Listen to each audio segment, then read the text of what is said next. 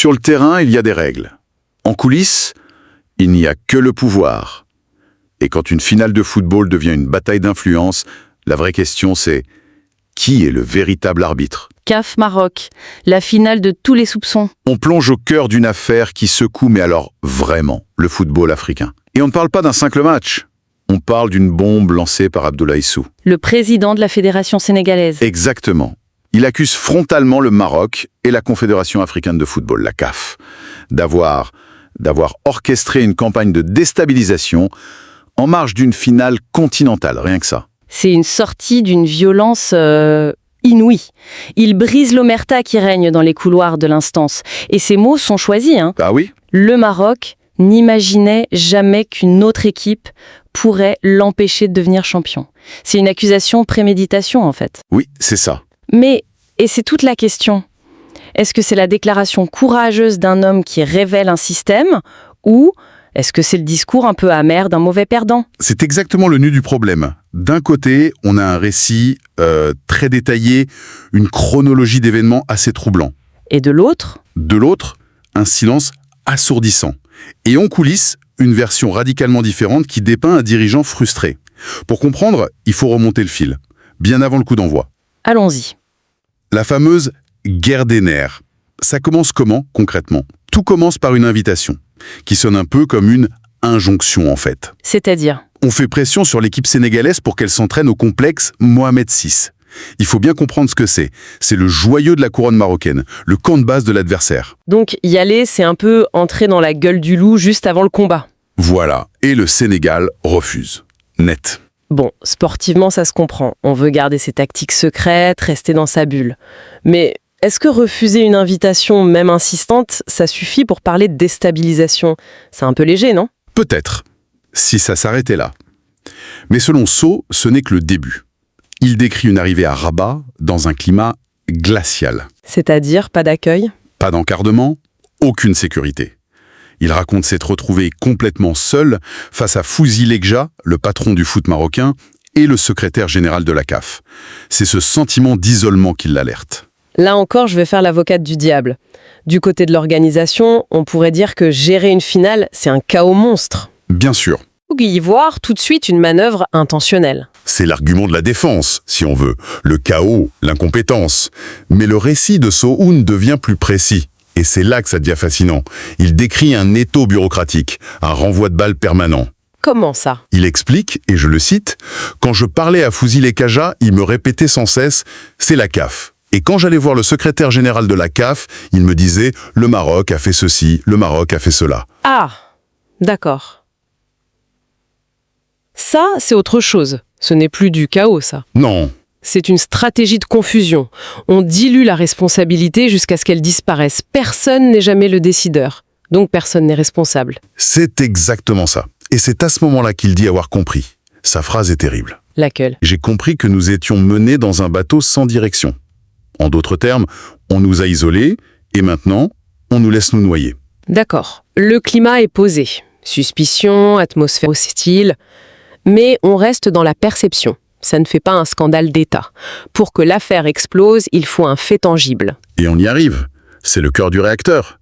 Ce qui s'est passé avec l'arbitrage. Voilà. Sylvain m'affirme sans détour, le seul point face auquel nous étions impuissants, c'était l'arbitrage. Impuissant, le mot est fort. On imagine mal une fédération être totalement démunie. Il y a des règlements, des procédures. Et c'est justement parce qu'il y a un règlement que l'histoire est si troublante. La procédure est très claire. Pour une finale, l'identité de l'arbitre doit être communiquée aux deux équipes. 48 heures avant le match? 48 heures avant. C'est un délai incompressible, gravé dans le marbre. Et ce n'est pas un délai technique. Ce délai, c'est une soupape de sécurité. Ça laisse le temps de dire « Attendez, cet arbitre a un passif avec nous » ou « Ses dernières performances posent question ». C'est le seul levier pour contester un choix qui semble partial. Exactement.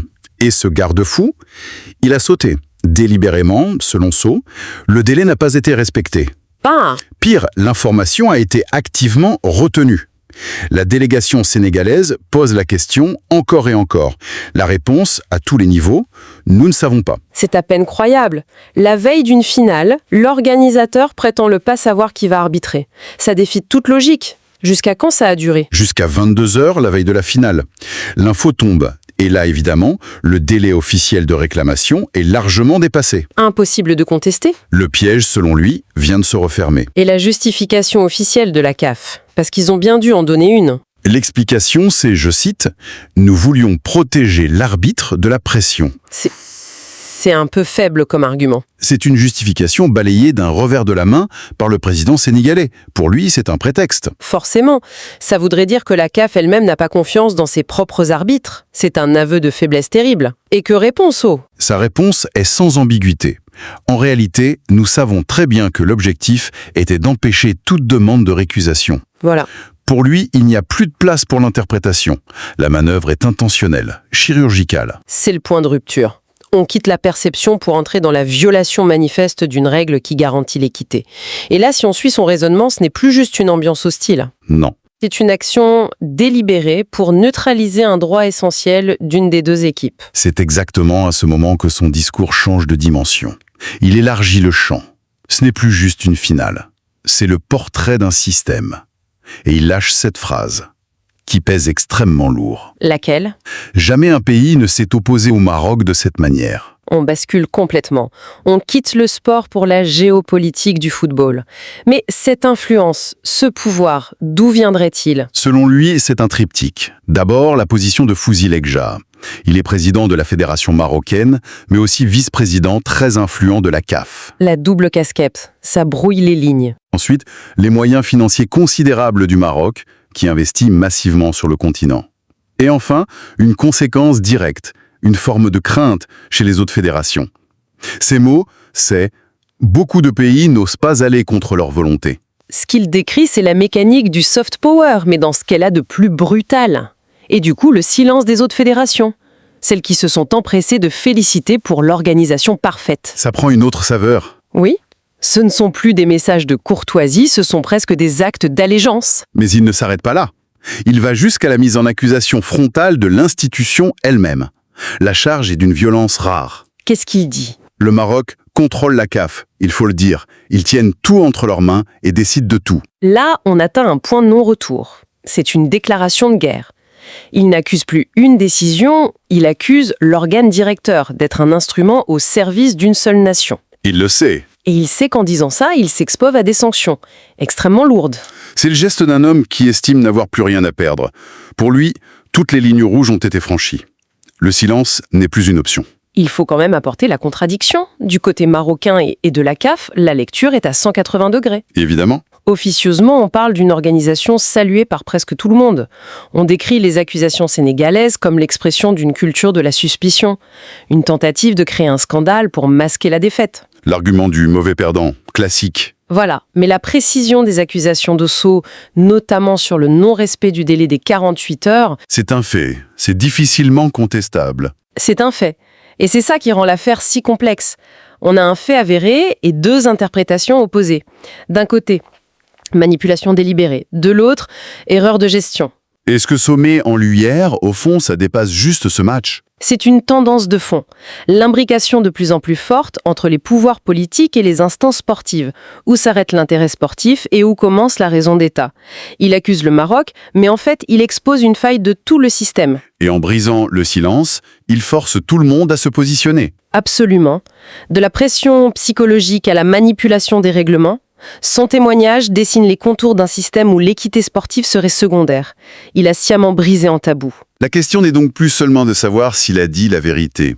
La vraie question, c'est de voir quelle sera la réponse du système qu'il vient d'accuser. Et il n'y a que deux réponses possibles en réalité. Soit l'ouverture d'une enquête transparente pour laver les soupçons, Ce qui serait courageux. soit des sanctions exemplaires contre le Sénégal pour étouffer la contestation et imposer le silence. La réponse qui sera choisie en dira très long sur l'avenir de l'institution. Et sur la nature même du jeu. Exactement. Et ça nous laisse avec une question. Pour l'avenir, le football africain est-il encore un espace de jeu où les règles sont les mêmes pour tous ? Ou est-il devenu un échiquier géopolitique où certains joueurs ont d'entrée plusieurs rênes d'avance ?